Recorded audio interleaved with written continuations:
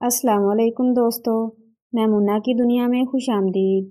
अगर आप मेरे चैनल पर न्यू हैं तो काइंडली मेरे चैनल को सब्सक्राइब करके बेल नोटिफिकेशन को ऑन कर लें ताकि आपको मिलती रहे हर न्यू अपडेट्स। जज़ाकल्लाह। पेश खिदमत है कहानी शहज़ादी गुलनार। ईरान में किसी ज़माने में खुदा दोस्त नाम का एक बादशाह था, बहुत नेक और परहेजगार। जब ज़रा बूढ़ा हुआ तो उसने बादशाहत छोड़ दी, दरवेशी की ज़िंदगी बसर करने की ठानी। खुदा दोस्त की बेटी शहज़ादी गुलनार खूबसूरती में चांद को भी शर्माती थी, लेकिन बाप की तरह हर किस्म के आरामों आसाइश के बावजूद इबादत में वक्त गुजारती थी। खुदा दोस्त ने ताजो तख्त छोड़ने से पहले शहज़ादी गुलनार से कहा, मैं अब दुनिया छोड़कर तन्हाई के गोशे में खुदा की याद में ज़िंदगी बसर करना चाहता हूँ। इसलिए मेरी ख्वाहिश है कि तुम किसी शहज़ादी से शादी कर लो और आराम व आसाइश से रहो। गुलनार ने कहा, बाप की खिदमत पर सब आराम कुर्बान करने को तैयार हूँ। शादी के झमेलियों में पड़कर आपकी खिदमत से महरूम रहना बदबख्ती की दलील है। खुदा दोस्त ने हर चंद इसरार किया, मगर गुलनार ने बाप से जुदा होना गवारा न किया। बाप बेटी अपनी ज़िंदगी खुदा की इबादत और खुदा की मखलूक की खिदमत में बसर करते रहे। चंद साल के बाद खुदा दोस्त का अल्लाह के यहाँ से बुलावा आ गया। अब बेटी पर जो नागुजरती कम थी। अमीरों वजीरों ने शादी की तजवीज़ों में और पैगामों से उसका नाक में दम कर दिया। उसके बाद के वफादार बूढ़े वजीर ने शहज़ादी को मोहब्बत से समझाया कि बादशाह की वफ़ात के बाद शहज़ादी का दुनिया तरक किए रखना मुनासिब मालूम नहीं होता। औरत ज़ात और फिर तन तनहा, किसी से सलाह ना मशवरा। आखिर वजीर के कहने पर गुलनार ने एक बड़े सुदागर से, जिसका नाम जरदार था, शादी कर ली। गुलनार और जरदार बड़े प्यार और मोहब्बत से रहते थे।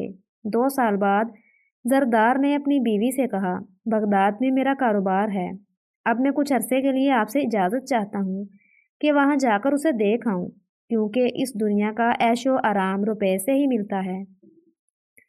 आप यहाँ मेरे भाई दरवेश की हिफाजत में रहें। मैं आंधी की तरह जाऊँगा और बगोले की तरह आऊँगा। मैं खुद भी तो आपसे जुदा होना नहीं चाहता, मगर अब जाना ज़रूर है। जरदार गुलनार को दरवेश की हिफाजत में छोड़ सफ़र पर रवाना हुआ। कुछ अरसे तक दरवेश गुलनार के पास आता जाता रहा। जरदार को बगदाद में मजबूरन ज़्यादा ठहरना पड़ा। दरवेश ने गुलनार से एक दिन वो हीरे वाली अंगूठी मांगी जो जरदार ने उसको शादी में दी थी। किसी औरत का अपने खामद की दी हुई अंगूठी किसी को दे देना बड़े ऐब की बात समझी जाती है।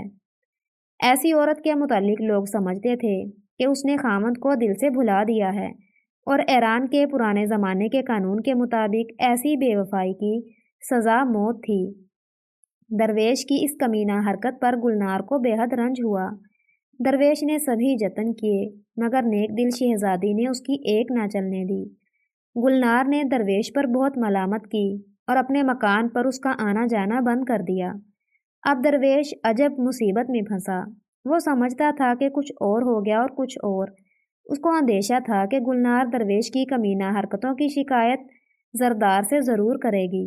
उसने गुलनार की खादमा यानी नौकरानी की मार्फत उसकी अंगूठी चुरा ली और उसकी अंगूठी को हाकिम के सामने पेश करके दावा किया कि उसके भाई की बीवी ने अपनी शादी की अंगूठी एक बदमाश को दे दी थी, इसलिए उसको खामिद से बेवफाई करने की सज़ा मिलनी चाहिए। अब क्या था, पहले ज़माने में बहुत सख्त इंसाफ हुआ करता था। अंगूठी को दूसरे के कब्ज़े में देख कर ये तस्लीम कर लिया गया कि शहज़ादी बेवफाई की मुजरिम है, इसलिए उसको मौत के घाट उतार देना चाहिए। मौत और हाकिम का हुक्म टालने नहीं टलते। गुलनार अपनी बेगुनाही पर जार जार रोती थी, पर खुदा के सिवा उस बेगुनाही को ही नहीं जानता था, तो मानता क्यों कर। गुलनार को शाम के वक्त गर्दन तक ज़मीन में गाड़ दिया गया, इस ख्याल से कि इस पर पत्थर ना बरसाए गए कि रात को सर्दी से उसका काम तमाम हो जाएगा। आधी रात गुजरी थी कि एक डाकू निहायत खूबसूरत और तेज़ रफ्तार घोड़े पर सवार उधर से गुजरा। घोड़ा शहज़ादी को देखकर डरा और कनी काट गया। डाकू उस मुकाम पर घोड़े को वापस लाया और उसने सुना, ऐ खुदा, मुझे मौत से डर नहीं, मगर क्या मैं वाकई कसूरवार हूँ? और कोई नहीं, मगर तू ज़रूर जानता है। क्या एक नातवां औरत पर ऐसी तोहमत धरी जाए और तेरी खुदाई में उस बेगुनाह की सरखुरी का कोई सामान ना हो? डाकू अंधेरे में खड़ा ये अल्फाज सुन रहा था। वो घोड़े से उतरा। डाकू की सी फुर्ती के साथ शहजादी को घड़े से निकाल कर अपने घोड़े पर लादा और हवा हो गया। गुलनार को जब होश आया तो उसने डाकू से दरियाफ्त किया, आप कौन हैं और मुझे कहाँ से लाए हैं, लेकर जा रहे हैं? डाकू ने कहा, मैं डाकुओं का सरदार हूँ। तुम्हारी मुसीबत पर मेरा दिल मोम हो गया और अब मैं तुम्हें अपने घर ले जा रहा हूँ। डरो मत, तुम्हें निहायत आराम और इज्जत से रखूंगा। रात की तारीकी में घोड़ा हवा से बातें करता चला जा रहा था। 2 घंटे में डाकू एक मकान पर पहुंचा। शहजादी को उतारा और अपने मकान में दाखिल हुआ। डाकू की बीवी उसके इस्तकबाल को दौड़ी आई और एक नौजवान औरत को देखकर हैरान हुई कि आज ये क्या माल उड़ा लाया है। पूछा तो डाकू ने कहा, ये एक मुसीबत की मारी शहजादी है। मैं इसे मौत के मुंह से निकाल कर लाया हूँ। इसे अपना मेहमान समझो और इसकी हर तरह खिदमत और दिलजोई करो। गुलनार डाकू के घर में पूरे इत्मीनान से रहती और खुदा की याद में अपना वक्त बसर करती। डाकू के घर से उसे भी मोहब्बत हो गई। वो डाकू के बेटे से प्यार करती और डाकू की बीवी से उसकी संगदिली के किस्से सुनकर हैरान हुआ करती थी और उसका खुदा का शुक्र बजा लाती जिसने बेरहम डाकू के दिल में एक बेबस लड़की की रहम भर दिया था। मगर मुसीबतों ने यहाँ भी गुलनार का पीछा ना छोड़ा। डाकू सरदार का एक हबशी गुलाम गुलनार को वरगलाना चाहता था कि डाकू के कीमती माल से कभी कभार कुछ चुरा छुपा कर उसको दे दिया करे। गुलनार अगरचे बुरी हालत में थी मगर आखिर शहजादी थी, वो ऐसी बुरी हरकत पर क्यों उतरती? उसने हबशी गुलाम को न सिर्फ टका सा जवाब दिया बल्कि साथ ही खूब डांटा डपटा भी। हबशी था बड़ा बदमाश। शहजादी के आने से उसको बड़ी तकलीफ हुई थी। उसने शहजादी से कहा, अच्छा तुम ना मानो, एक दिन यही डाकू जो तुम्हें सर आंखों पर बिठाता है तुम्हारा सर तन से जुदा ना कर दे तो मेरा नाम नहीं। अपनी करामत तो तुम्हें जल्द दिखा दूंगा और तुम्हारी इस परहेजगारी का मज़ा भी तुमको चखा दूंगा। शहजादी गुलनार एक गुलाम की उल्टी सीधी बातें सुनकर खून के घूंट पीकर खामोश हो गई। हबशी गुलाम एक रात को उठा और डाकू के बेटे अजीज के कमरे में गया और एक संगदिल कातिल की तरह उसने अजीज को खंजर से हलाक कर दिया। खून से लिथड़ा हुआ खंजर हाथ में लिए वो दबे पांव शहजादी के कमरे में गया और वो खंजर शहजादी के तकिए के नीचे छोड़ दिया और खुद जाकर अपने कमरे में लेट गया। सुबह सवेरे ही डाकू अजीज को जगाने गया। अजीज के कत्ल के नज़ारे से उसकी आंखों में दुनिया अंधेर हो गई। उसने देखा कि उसके कलेजे का टुकड़ा कत्ल हो चुका है। उस पर सख्ता तारी हो गया। डाकू की बीवी ने कमरे में दाखिल होते ही अपने रोने से आसमान को हिला दिया। बदमाश हबशी भी दौड़ा हुआ पहुंचा और ये हालत देखकर उसने वावेला शुरू कर दिया। वो बहुत रोया पीटा और चीखा चिल्लाया। वो चिल्लाता था और कहता था, अगर मुझे मालूम हो जाए कि ये किसका काम है तो जब तक उससे बदला न ले लूं मुझ पर खाना पीना हराम है। थोड़ी देर के बाद कहने लगा, देखें तो सही आका, ये खून के छींटे जो फर्श पर पड़े हैं शायद सुराग लगाने में अमदाद दे सकें। खून के धब्बों पर चलता हुआ वो डाकू और उसकी बीवी को शहजादी के कमरे में ले पहुंचा।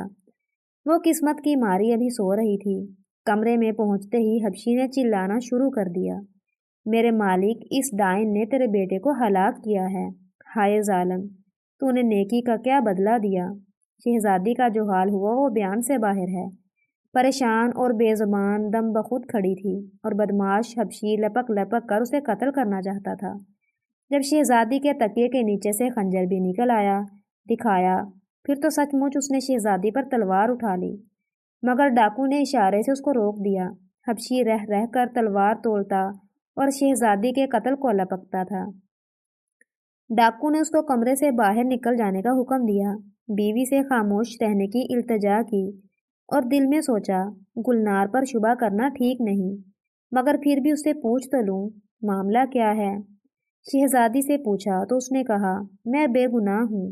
आपके घर की खैर ख्वाही में ये जुल्म मुझ पर फंसाने को तोड़ा गया है। खुदा मेरी बेगुनाही पर गवाह है और मेरी इससे आजिज़ाना दुआ है कि एक दिन मेरी ज़िंदगी ही में आप पर यह हकीकत वाज़े कर दे। ڈاکو کو یقین آ گیا کہ یہ گلنار کا کام نہیں ہے، مگر ڈاکو کی بیوی پر بچے کے قتل کا صدمہ بہت زیادہ تھا، اور چونکہ بظاہر شبہ گلنار پر تھا تو ڈاکو کی بیوی نے کہا، گلنار کا میرے سامنے موجود رہنا میری آنکھوں میں کانٹے اور دل میں نشتر چبھونا ہے، یہ کسی صورت میں میرے سامنے نہیں رہ سکتی۔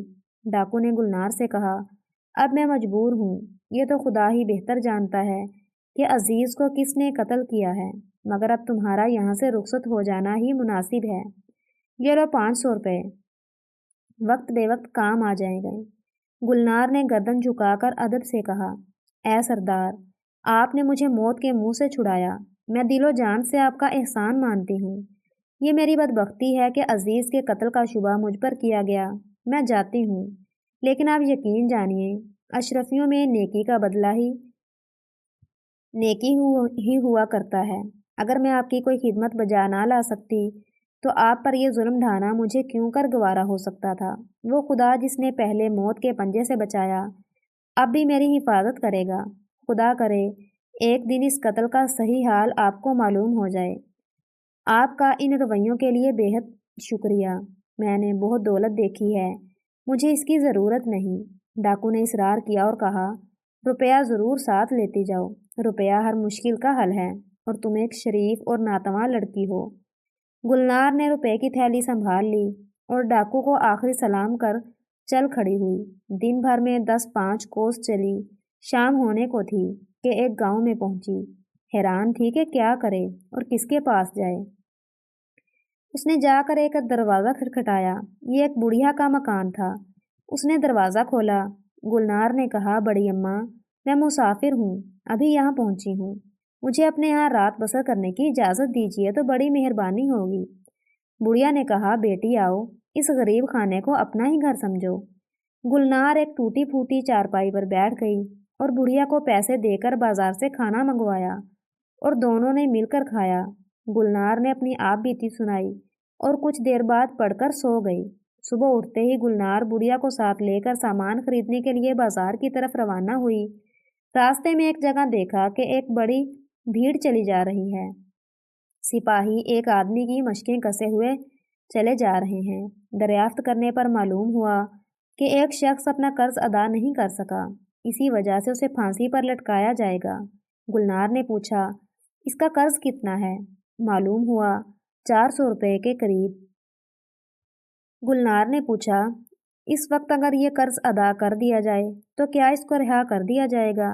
لوگوں نے جواب دیا، ہاں۔ گلنار نے فوراً ان لوگوں کو ٹھہرایا اور جو قرض خواہ کو جو ساتھ ہی تھا گن کر تمام روپیہ ادا کیا۔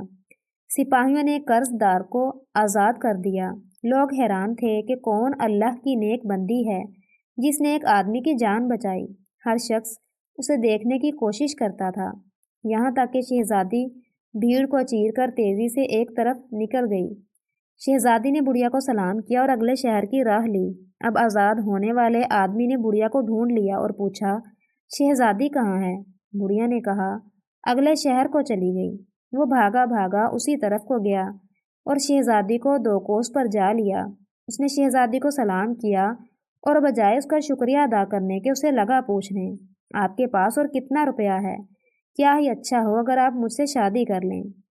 شہزادی نے اس کو بہت سخت سست کہا، ڈرایا دھمکایا، مگر وہ کمینہ اس کا پیچھا نہ چھوڑتا تھا۔ گلنار ایک چشمے کے کنارے ذرا دم لینے کو بیٹھ گئی۔ اب اس بدماش کی ذرا شرارت سنیے۔ قریب ہی سمندر میں ایک جہاز کھڑا تھا۔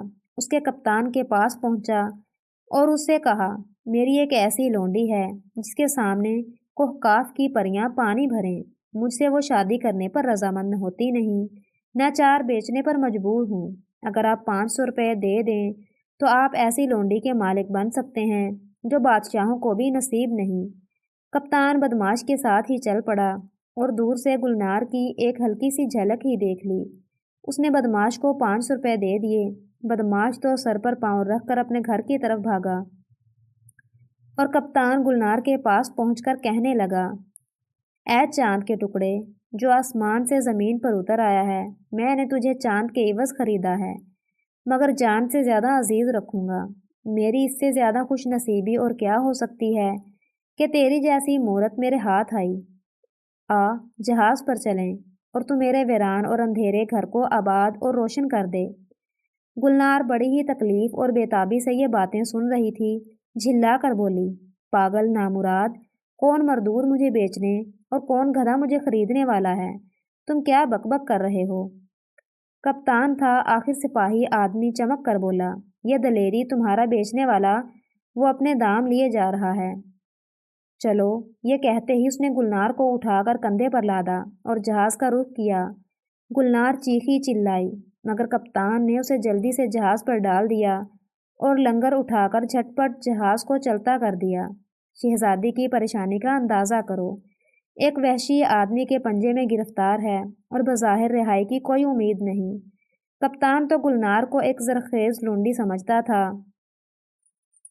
اس نے سبھی جتن کیے، مگر گلنار کی پیشانی کا ایک بل بھی کم نہ ہوا۔ آخرکار کرنا خدا کا کیا ہوا کہ ایک دن سخت طوفان آیا اور جہاز لگا بیچ سمندر میں تھپیڑے کھانے، اور مسافر لگے کلمہ پڑھ پڑھ کر خدا کو یاد کرنے۔ طوفان برابر بڑھتا ہی گیا، یہاں تک کہ جہاز غرق ہو گیا اور سب مسافر بھی ڈوب گئے، مگر شہزادی اور کپتان علیحدہ علیحدہ تختوں پر سوار بہے چلے جاتے تھے۔ شہزادی تو 2-4 گھنٹے کی مصیبت کے بعد ایک مقام پر کنارے پر جا لگی، اور کپتان بہتے بہتے اس مقام سے دور کسی شہر میں جا پہنچا۔ گلنار جس جزیرے کے کنارے پہنچی، اس کا نام لطیف آباد تھا۔ وہاں زیادہ آبادی عورتوں کی تھی اور ملک کا سارا انتظام عورتوں ہی کے پاس تھا۔ جس دن گلنار ٹوٹے پھوٹے تختوں پر ساحل کے قریب بہی جا رہی تھی، اس دن بہت سی عورتیں ایک تہوار منانے سمندر کے کنارے جمع تھیں۔ ان میں سے چند ملکہ کے حکم سے گلنار کو اپنی کشتی میں کنارے تک لے آئیں۔ بہت سی عورتیں گلنار کے ارد گرد جمع ہو گئیں اور لگی طرح طرح کے سوالات پوچھنے۔ ملکہ نے سب کو منع کر دیا۔ گلنار کو کھلایا پلایا اور اچھے کپڑے پہنوائے۔ جب اس کی طبیعت بحال ہوئی تو کہا، اچھی بیٹی، اب تم داستان سناؤ۔ شہزادی گلنار نے اپنی غم بھری آپ بیتی شروع سے آخر تک سنائی۔ ملکہ نہایت متاثر ہوئی، شہزادی کو پیار کیا اور کہا، اچھی بیٹی، مردوں کی مجلس اس لائق نہ تھی کہ تم اس کی زینت بنتی۔ اچھا ہوا تم یہاں آ گئی۔ اطمینان سے رہو، اس ملک میں عورتوں کی بادشاہت ہے، یہاں تم کو مرد ستا نہیں سکتے۔ گلنار اس جزیرے میں آرام کے ساتھ رہنے لگی۔ عبادت کے سوا اسے کوئی کام نہ تھا۔ چند ہی دنوں میں وہ بڑی پرہیزگار مشہور ہو گئی۔ جس کسی کو کوئی تکلیف ہوتی، وہ اس کے پاس دعا کرنے پہنچتا اور اس کی دعا کی برکت سے لوگوں کے دکھ رفع ہو جاتے اور ہر قسم کی بیماریاں دور ہو جاتی۔ لطیف آباد کی بوڑھی ملکہ نے اپنی دانائی سے پہچان لیا تھا کہ اس کے بعد صرف گلنار ہی لطیف آباد کی ملکہ ہونے کے لائق ہے۔ چنانچہ اس نے ایک دن دربار میں اعلان کیا اور گلنار کو اپنا جانشین مقرر کر دیا۔ اس اعلان پر جزیرے بھر کی عورتیں خوش ہوئیں، کیونکہ گلنار سے بہتر ملکہ ان کو میسر آنا محال تھا۔ اس اعلان کے 1 سال کے اندر ہی اندر بوڑھی ملکہ جنت کو سدھاری اور گلنار ملکہ بن کر تخت پر بیٹھی۔ گلنار تھی آخر بادشاہ کی بیٹی، حکومت کے سب رنگ ڈھنگ جانتی تھی۔ اس نے ملک کے انتظام میں وہ سلیقہ برتا کہ دیکھتے ہی دیکھتے وہ ملک نہال ہو گیا۔ گلنار کی پرہیزگاری بھی ساتھ ساتھ بڑھتی گئی، حتیٰ کہ اس کی دعا کی برکت کی شہرت دور دور کے ملکوں میں پھیل گئی اور حاجت مند لوگ دور نزدیک سے دعا کرانے کھنچے چلے آتے۔ ایک دن ملکہ گلنار کی خدمت میں دربان نے عرض کیا کہ شہر کے سرائے میں 6 مسافر اترے ہوئے ہیں جو کسی دوسرے دیش سے آئے ہیں اور ملکہ کی خدمت میں حاضر ہونے کی اجازت چاہتے ہیں۔ ان میں سے ایک اندھا ہے، ایک کوڑی ہے اور ایک کو مرگی کا مرض ہے۔ ملکہ نے حکم دیا ان لوگوں کو حاضر کیا جائے۔ جب وہ لوگ دربار میں حاضر ہوئے تو ملکہ اور اس کی دربار والیاں ایسے پردے میں بیٹھی ہوئی تھیں جس میں سے وہ تو باہر والوں کو بآسانی دیکھ سکتی تھی، مگر باہر والے ان کو نہیں دیکھ سکتے تھے۔ مسافروں نے ملکہ کو جھک کر سلام کیا اور ملکہ نے ان سے پوچھا وہ کہاں سے آئے ہیں اور کیا چاہتے ہیں۔ ان میں سے ایک نے دوسرے کی طرف سے کہا، اے نیک دل ملکہ، ہم جانتے ہیں کہ خدا آپ کی دعاؤں کو قبول فرماتا ہے۔ ہم بڑے پاپی ہیں، آپ کی خدمت میں حاضر ہوئے ہیں کہ آپ کی معرفت خدا سے معافی مانگیں۔ ملکہ نے کہا، میں یہ معمہ نہیں سمجھی۔ تم میں سے ہر ایک پہلے اپنے گناہوں کا اقرار کرے اس طرح کہ اس میں ذرہ برابر جھوٹ کی ملاوٹ نہ ہو۔ پھر کوئی دوسری بات کروں گی۔ ایک نے بڑھ کر عرض کیا۔ ملکہ کا حکم سر آنکھوں پر۔ میں اپنی حالت عرض کرتا ہوں۔ میں ایک سوداگر ہوں۔ میری شادی کئی سال گزرے ایک ایسی خوبصورت شہزادی سے ہوئی جس کے سامنے پریاں بھی مات تھیں، اور اللہ نے خوبصورتی کے ساتھ نیکی کا بھی اس کو بہت حصہ دیا تھا۔ مجھے کاروبار کی ضرورت سے اپنے وطن سے باہر جانا پڑا اور میں اس کو اپنے بھائی کی حفاظت میں چھوڑ گیا۔ واپسی پر بھائی نے مجھے بتایا کہ وہ شہزادی میری طرف سے پھر گئی تھی اور ملک کے قانون کے مطابق اسے زندہ گاڑ دیا گیا تھا۔ ہمارے لیے یہ بڑی بے عزتی کی بات تھی، اور میرا بھائی اس رنج میں اس قدر رویا کہ اس کی آنکھیں جاتی رہیں۔ آپ دعا فرمائیں کہ میرے اس بھائی کی کھوئی ہوئی بینائی واپس مل جائے۔ ملکہ نے سوداگر کو پردے کے اندر سے دیکھ لیا اور پہچان لیا، مگر سوداگر کو کچھ علم نہ تھا کہ یہ ملکہ کون ہے۔ ملکہ نے پوچھا، کیا یہ سچ ہے کہ وہ شہزادی جسے زندہ گاڑ دیا گیا تھا تمہاری وفادار نہ تھی؟ تمہارا دل کیا گواہی دیتا ہے؟ سوداگر نے جواب دیا، ملکہ، جب میں اس کی خوبیوں اور محبت کو یاد کرتا ہوں تو اس الزام کو مان لینے سے دل انکار کرتا ہے، مگر کہنے والا بھائی ہے جو اس کے پاس موجود تھا، اس پر اعتبار نہ کرنا مشکل نظر آتا ہے۔ خدا ہی بہتر جانتا ہے کہ حقیقت کیا تھی۔ میرا دل ماننے کو تو نہیں چاہتا، ملکہ نے کہا۔ اچھا، میں اس معاملے پر غور کروں گی اور کل تم کو بتاؤں گی۔ تمہارے بھائی کے لیے دعا کرنے کو تیار ہوں یا نہیں؟ دوسرا مسافر بولا، حضور، یہ میرا حبشی غلام کئی سال سے فالج میں مبتلا ہے۔ میں نے اسے بچپن سے پالا اور بچوں کی طرح رکھا۔ دعا فرمائیے کہ خدا اسے صحت دے۔ ملکہ نے پہچان لیا کہ یہ ڈاکوں کا سردار ہے جس کے یہاں وہ مہمان رہی تھی، اور یہ بیمار اس کا وہی نالائق حبشی غلام ہے۔ ملکہ نے فرمایا، اچھا، تمہاری داستان سن لی، کل تم کو جواب دیا جائے گا۔ تیسرے مسافر نے اٹھ کر کہا، اے نیک دل ملکہ، میں مرگی کے مرض میں گرفتار ہوں۔ دعا فرمائیے کہ خدا مجھے اس دکھ سے نجات دے۔ میں نے تو بہت سوچا تو احساس ہوا کہ میں نے سوائے اس کے کوئی گناہ نہیں کیا کہ خوبصورت لونڈی جو میں نے نہیں خریدی تھی اس کے ساتھ سختی کا سلوک کیا۔ یہ بھی اس بد عملی کی سزا معلوم ہوتی ہے۔ چوتھا جھٹ بول اٹھا، بھائی، ایک نیک دل اور ایک آزاد عورت کو جھوٹ موٹ میں لونڈی کہہ کر تمہارے ہاتھ بیچ دینے کی سزا مجھ کو درد گردہ کی صورت میں مل رہی ہے۔ میرا گناہ تو اور بھی زیادہ خطرناک ہے، کیونکہ اس نیک دل عورت نے تو میری جان بچائی تھی۔ ملکہ پہچان گئی، یہ وہی بدمعاش ہے جس کی جان اس نے اس کا قرض ادا کر کے بچائی تھی۔ ملکہ نے یہ داستانیں سن لینے کے بعد کہا، اچھا، آج جا کر آرام کرو، کل اسی وقت حاضر ہونا۔ اندھا اور کوڑھی اپنی اپنی داستانیں سچ سچ سنا دیں تو وہ بھی میری دعا کے مستحق ہو جائیں گے، لیکن اگر وہ جھوٹ بولیں گے تو ان کو سزا دی جائے گی اور خدا ان کو سب کے سامنے رسوا کرے گا۔ میں ان سب کی حقیقت سے واقف ہوں۔ جن لوگوں نے سچ کہہ دیا ہے ان کے لیے آج ہی دعا کروں گی۔ جب سب مسافر سرائے میں واپس آئے تو سچ کہہ دینے والے خوش تھے اور ان کو صحت یابی کا یقین تھا، مگر اندھا اور کوڑی ایسا معلوم ہوتا تھا کہ انگاروں پر لوٹ رہے ہیں۔ وہ ایک مصیبت میں گرفتار تھے۔ سچ کہیں تو عمر بھر کے بے ایمانیوں کا پول کھلتا ہے، جھوٹ کہیں تو ملکہ کی طرف سے ٹوک اور سختی کا ڈر تھا۔ انہوں نے کچھ کھایا نہ پیا اور مارے شرم اور ندامت کے ادھوئے ہو گئے۔ دوسرے دن دربار میں جو پہنچے تو سب سے پہلے بے اختیار ہو کر اندھے نے اپنی بدمعاشی اور بھاوچ کی بے گناہی کی داستان سنا دی۔ ابھی وہ ختم بھی نہ کرنے پایا تھا کہ اس کا بھائی کوستا ہوا اس پر حملہ کرنے کو دوڑا اور کہنے لگا، ملکہ، اس اندھے کے لیے دعا کیجیے کہ یہ اپاہج بھی ہو جائے۔ مجھ پر اور میری بے گناہ بیوی پر اس نے جو ظلم توڑا ہے اس کی تو یہ کچھ بھی سزا نہیں۔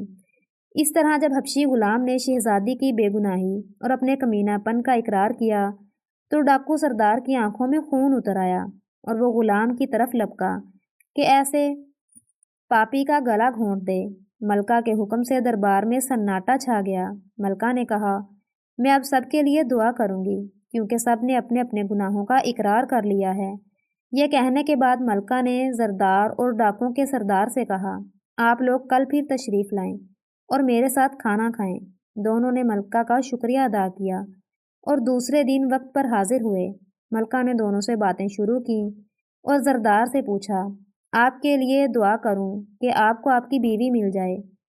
زردار نے کہا، حضور، اب دوسری نہ گلنار ہو سکتی ہے اور نہ میں کسی اور کی خاطر اس کی یاد کو بھلا کر ایک جنجال میں پھنسنے کے لیے تیار ہوں۔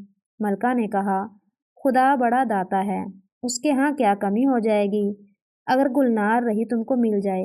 پھر سردار سے پوچھا، اچھا، آپ کے لیے دعا کروں کہ خدا آپ کو اور بیٹا دے؟ سردار نے عرض کیا، بیٹا تو خدا کے فضل اور آپ کی دعا سے مجھے مل بھی چکا ہے۔ میری انتہائی خواہش ہے کہ میں اس شہزادی کی دوبارہ زیارت کر لوں تاکہ اس سے اپنی غلطی کی معافی مانگ لوں۔ ملکہ نے کہا، بہتر، تو پھر دونوں کے لیے دعا کروں۔ شہزادی نے ہاتھ اٹھا کر کہا، اے خدا جو سب طاقتوں کا مالک اور انسان کا آخری سہارا ہے، وہ بچھڑے ہوں کو ملانے والا، کھوئے ہوں کو سامنے لانے والا اور درد بھری صداؤں کا سننے والا ہے، اپنی سچائی اور ان کی سچی طلب کے صدقے زردار کو گلنار اور سردار کو شہزادی دکھا دے۔ زردار اور سردار ابھی آمین بھی نہ کہنے پائے تھے کہ ملکہ نے درمیان سے پردہ ہٹا دیا اور اس کے ہٹتے ہی ان دونوں آدمیوں کی نظر میں خدا کی خدائی ہی کچھ اور ہو گئی۔ وہ بہت خوش ہوئے اور خدا کی خدائی پہ سربسجود ہو گئے۔ پیارے دوستو، اگر سٹوری پسند آئی ہو تو سٹوری کو لائک اور شیئر کرنا مت بھولیں، اور مزید اس طرح کی ویڈیوز کے لیے میرے چینل کو سبسکرائب کریں اور کمنٹ سیکشن میں اپنی قیمتی رائے کا اظہار لازمی کریں۔ جزاک اللہ۔